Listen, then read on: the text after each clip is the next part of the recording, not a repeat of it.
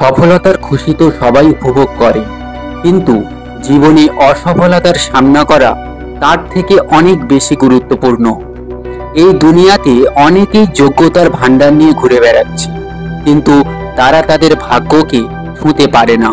কারণ ওরা মেহনত আর পরিশ্রমের পিছনে নয়, শুধু টাকা পয়সার পিছনে দৌড়াচ্ছে। ভাগ্য সম্পর্কে জানি না, তবে যারা কঠোর পরিশ্রম করে তারা অবশ্যই সুযোগ পায়। তুমি যদি নিজের ওপর বিশ্বাস না করো, তাহলে অন্য কেউ করবে কেন?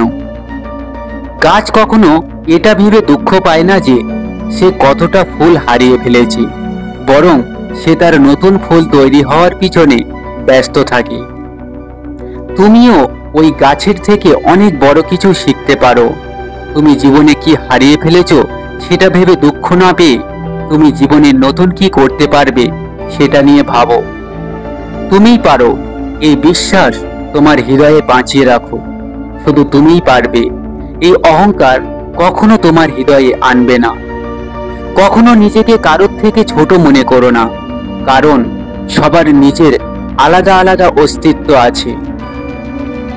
কারোর পায়ে পড়ে সফলতা পাওয়ার চেয়ে নিজের পায়ে হেঁটে কিছু হওয়ার সিদ্ধান্ত নেওয়া ভালো। আমরা যদি আমাদের কাজে লেগে থাকি, আমরা যা খুশি তাই করতে পারি, এটা বিশ্বাস করতে হবে। শুধু দাঁড়িয়ে দাঁড়িয়ে জল দেখে নদী পার হওয়া যায় না। নদী পার হতে হলে নদীতে তোমাকে নামতেই হবে। কারোর কাছে হাত পাতার থেকে এটা অনেক ভালো তুমি তোমার হাত দুটোকে কাজে লাগাও। সফল হতে হলে তোমাকে একাই এগিয়ে যেতে হবে। তুমি সফল হতে শুরু করলে লোকেরা তোমাকে অনুসরণ করতে শুরু করবে।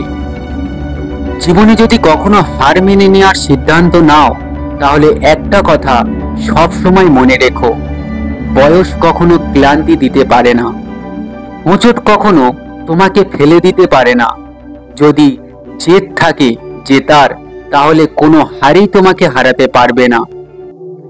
যদি তুমি নিজের ভুল থেকে শিক্ষা নিয়ে লড়াই চালিয়ে যাও, তবে কেউ তোমাকে পরাজিত করতে পারবে না।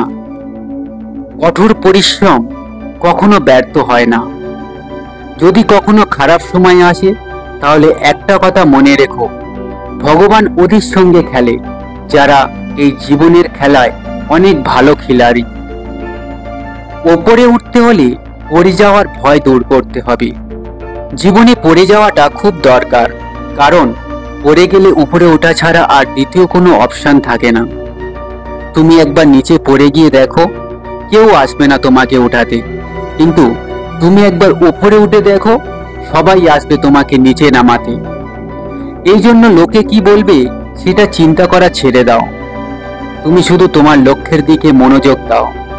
শুধু একটাই কাজে ফোকাস করো, যেটা তোমার জীবন বদলে দেবে। পরিশ্রম ছাড়া কিছুই অর্জন করা যায় না। প্রকৃতি অবশ্যই পাখিকে খাবার দেয়, কিন্তু বাসা তাকে নিজেই গড়তে হয়।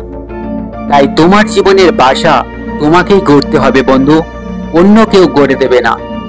আর এই ভিডিওতে যদি কথাগুলো ভালো লাগে, তাহলে আজ থেকে তুমি তোমার লক্ষ্যে পৌঁছানোর চেষ্টা শুরু করে দাও। কাজে লেগে পড়ো। তোমার কাজের সফলতাই আমার ভিডিও বানানো সার্থক হবে।